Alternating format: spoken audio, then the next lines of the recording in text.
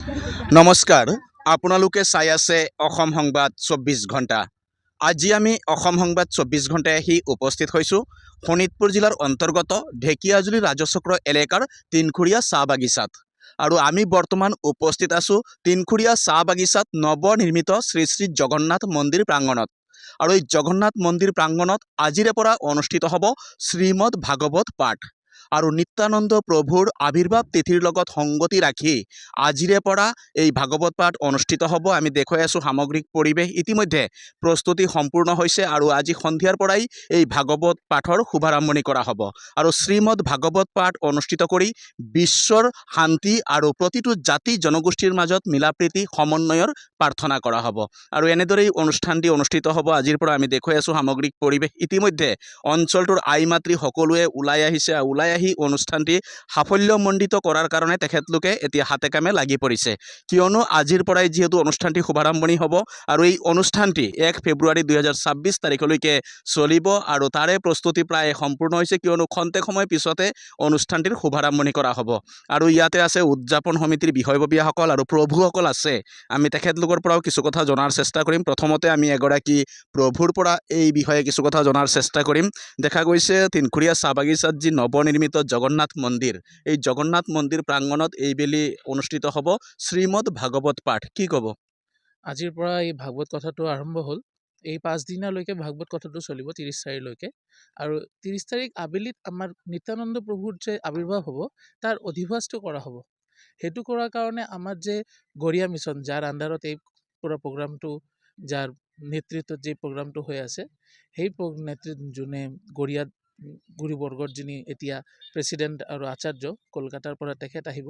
আৰু বিভিন্ন প্ৰান্তৰ পৰা সাধুবিলাকো ইয়াতে আহি এই আয়োজনটোক বহুত ডাঙৰকৈ পাতাৰ কাৰণে এটা সাহায্য কৰিব। তো এইটো কাৰণে সব মানুহক এটা আমন্ত্ৰণ দিব খুজিছোঁ আমি, যে ইয়াতে আহক আৰু এই সাধু সন্তৰ অমৃতময় বাণীবিলাক শ্ৰৱণ কৰি নিজৰ নিজৰ জীৱনৰ এটা ভাল উদ্দেশ্য, এটা প্ৰেৰণ লৈ জীৱনটো চলাবৰ কাৰণে এটা ধুনীয়াকৈ বিচাৰিছোঁ আমি। হয়, ইতিমধ্যে শুনিলে প্ৰভুৱে কথাখিনি জনাইছে, সকলোৱে আহক এই জগন্নাথ মন্দিৰ প্ৰাংগণত, কিয়নো তিনখুৰীয়া চাহ বাগিচাত যি নৱনিৰ্মিত শ্ৰী শ্ৰী জগন্নাথ মন্দিৰ প্ৰাংগণতে অনুষ্ঠিত হ'ব এই শ্ৰীমদ ভাগৱত পাঠ।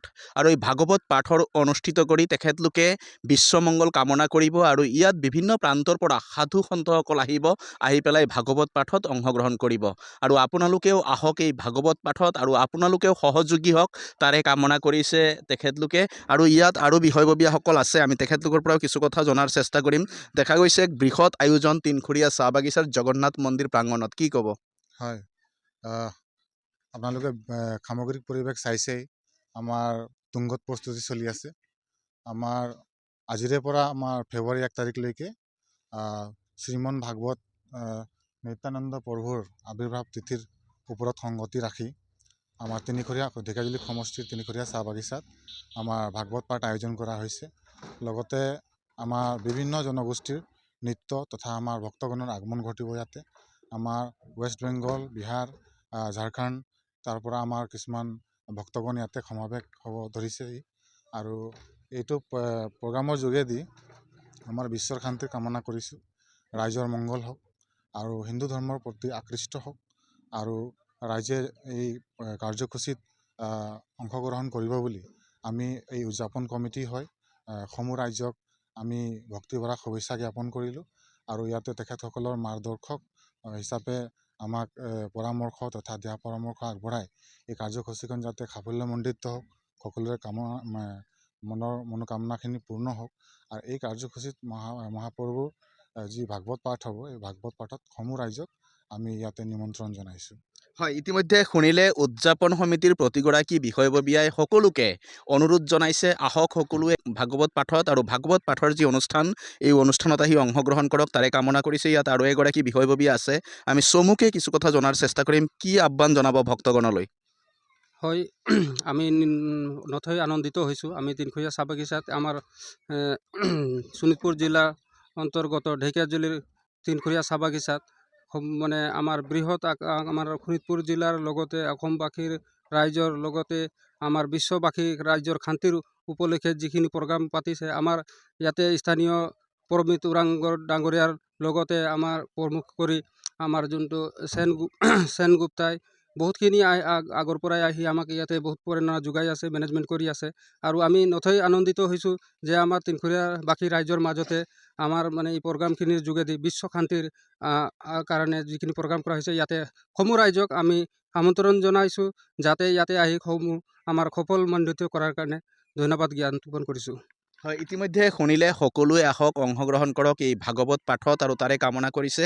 এক সুন্দৰ পৰিৱেশৰ মাজেৰে এই শ্ৰীমদ ভাগৱত পাঠৰ শুভাৰম্ভণি হ'বলৈ গৈ আছে আৰু আমি দেখুৱাই আছোঁ সামগ্ৰিক পৰিৱেশ। ইতিমধ্যে অঞ্চলটোৰ আৱাৰা বৃদ্ধ বনিতা সকলো ওলাই আহিছে আৰু সকলোৱে অনুষ্ঠানটি সাফল্যমণ্ডিত কৰাৰ কাৰণে প্ৰয়াস কৰিছে। আৰু ইয়াত আৰু এগৰাকী বাইদেউ আছে, আমি তেখেতৰ পৰা চমুকে কিছু কথা জনাৰ চেষ্টা কৰিম। কি ক'ব বাইদেউ অনুষ্ঠানটিৰ বিষয়ে? সকলোকে ধন্যবাদ দিছোঁ যে আমাৰ ইয়াত ইমান ধুনীয়া এটা প্ৰগ্ৰাম হৈ আছে নিত্যানন্দৰ।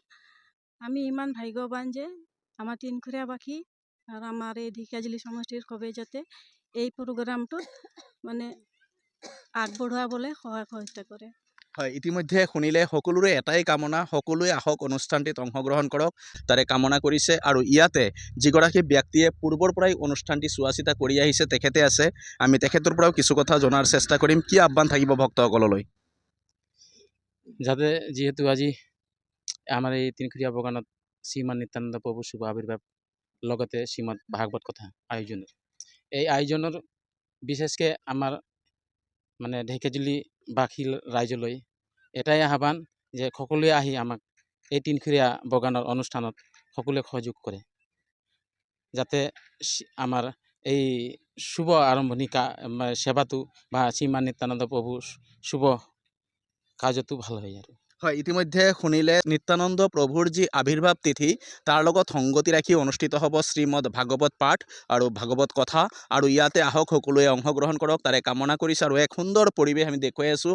আৰু এয়া হৈছে জগন্নাথ মন্দিৰ। এই জগন্নাথ মন্দিৰ নিৰ্মাণ হোৱাৰ পিছৰে পৰা অঞ্চলটোত এক ধৰ্মীয় বাতাবৰণ বিৰাজ কৰিছে। আৰু এই জগন্নাথ মন্দিৰ প্ৰাংগণতে আজিৰ পৰা অনুষ্ঠিত হ'ব শ্ৰীমদ ভাগৱত পাঠ। আৰু এই ভাগৱত পাঠক লৈ ব্যাপক আনন্দ দেখা গৈছে সকলোৰ মাজত। আৰু এই অনুষ্ঠানটি সাফল্যমণ্ডিত হওক আমিও তাৰে কামনা কৰিছোঁ। আৰু সকলোৱে আজি এই অসম সংবাদ 24 ঘণ্টা চাই থোৱাৰ কাৰণে মই প্ৰশান্ত বৈশ্যই তিনখুৰীয়া চাহ বাগিচাত নতুনকৈ নিৰ্মাণ হোৱা শ্ৰী শ্ৰী জগন্নাথ মন্দিৰ প্ৰাংগণৰ পৰাই সকলোলৈ ধৰ্মীয় অভিবাদন জ্ঞাপন কৰিছোঁ।